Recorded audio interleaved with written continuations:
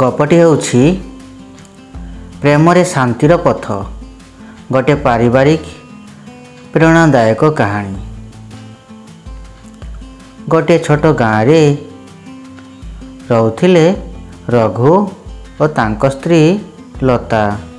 ବିବାହର ପ୍ରଥମ କିଛି ବର୍ଷ ସେମାନଙ୍କ ଜୀବନ ସୁନ୍ଦର ଭାବରେ କଟିଥିଲା, କିନ୍ତୁ ଆସ୍ତେ ଆସ୍ତେ ସାଧାରଣ କଥାକୁ ନେଇ ତିକ୍ତତା, ଝଗଡ଼ା, ଅସହିଷ୍ଣୁତା ବଢ଼ିଲା। ରଘୁ କାମରୁ କ୍ଳାନ୍ତ ହୋଇ ଘରକୁ ଆସୁଥିଲେ, କିନ୍ତୁ ଲତାଙ୍କ ଛୋଟ ଛୋଟ କଥାରେ ଅଭିଯୋଗ, ଅସନ୍ତୋଷ ଶୁଣିବାକୁ ପଡ଼ୁଥିଲା। ସେଥିରେ ରଘୁ ମଧ୍ୟ କ୍ଷୁବ୍ଧ ହୋଇ ଉଚ୍ଚ ସ୍ୱରରେ କଥା କହୁଥିଲେ। ପରିଣାମରେ ସନ୍ତାନମାନେ ନିରାଶ, ପରିବାରରେ ଅଶାନ୍ତି, ପଡ଼ୋଶୀଙ୍କ ନିକଟରେ ଲଜ୍ଜା। ଏମିତି ଦିନଗୁଡ଼ିକ କଟୁଥିବା ବେଳେ ଗୋଟିଏ ଦିନ ଗାଁକୁ ଏକ ଜ୍ଞାନୀ ବୃଦ୍ଧ ଧର୍ମଗୁରୁ ଆସିଲେ। ଲୋକମାନେ ତାଙ୍କୁ ସମ୍ମାନର ସହିତ ଦାଦାଜୀ ବୋଲି କହୁଥିଲେ। ଲତା ରଘୁଙ୍କ ସମସ୍ୟା ଦାଦାଜୀଙ୍କୁ କହିଲେ। ଆମର ଘରେ ସର୍ବଦା କଳହ ହୁଏ। ଛୋଟ କଥାକୁ ବଡ଼ କରି ଆମେ ଦୁଇଜଣ ଏକା ଅନ୍ୟକୁ ଅଭିଯୋଗ କରୁଥାଉ। ପରିବାରରେ ଶାନ୍ତି ନାହିଁ। ଦାଦାଜୀ ହସି କହିଲେ, ମା, ଯେଉଁଠି ପ୍ରେମର ସ୍ଥାନ ସେଠି ଝଗଡ଼ାକୁ ସ୍ଥାନ ମିଳେନି। ସମ୍ପର୍କରେ ଆତ୍ମସମ୍ମାନ, ବିଶ୍ୱାସ ଓ ସହନଶୀଳତା ଦରକାର। ଘରକୁ ଯଦି ସ୍ୱର୍ଗ କରିବାକୁ ଚାହୁଁଅଛ, ତାହେଲେ ମୁଁ ଠିକ୍ ଭାବନାକୁ ଛାଡ଼ି ଆମେ ଠିକ୍ ବୋଲି ଭାବିବାକୁ ଶିଖ। ସେମାନେ ଦାଦାଜୀଙ୍କ କଥାକୁ ଗଭୀରରେ ବୁଝିଲେ। ପରିବର୍ତ୍ତନର ପଥ।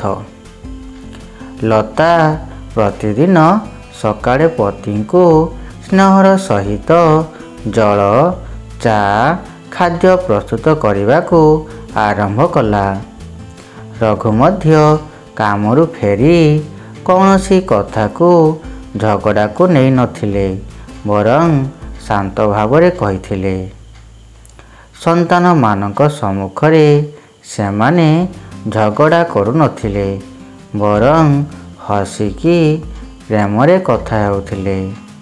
ସପ୍ତାହକୁ ଗୋଟିଏ ଦିନ ସମଗ୍ର ପରିବାର ଏକାଠି ବସି ଖାଦ୍ୟ, ହସି ଆନନ୍ଦ କରିବାକୁ ନିୟମ କଲେ। ପରିଣାମ, କିଛି ମାସରେ ସମସ୍ତେ ଦେଖିଲେ ଯେଉଁଠି ଘରେ ଅଶାନ୍ତି, ଚିତ୍କାର, କ୍ରୋଧ ଥିଲା, ସେଠି ହସ, ସ୍ନେହ, ପ୍ରେମ ଭରିଗଲା। ପଡ଼ୋଶୀମାନେ କହୁଥିଲେ, ଆହା, ଏମିତି ସୁନ୍ଦର ଘର ପ୍ରତ୍ୟେକଙ୍କ ହୃଦୟକୁ ଛୁଇଁ ଯାଉଛି। ଲତା ଓ ରଘୁ ବୁଝିଲେ, ସମ୍ପର୍କକୁ ଜୀବନ୍ତ ରଖିବା ପାଇଁ ପ୍ରେମ, ସହନଶୀଳତା ଓ କ୍ଷମା ସବୁଠାରୁ ବଡ଼ ଅସ୍ତ୍ର। ଶିକ୍ଷା, ପ୍ରେମ ବିନା ପରିବାର ସ୍ୱର୍ଗ ହୁଏ ନାହିଁ।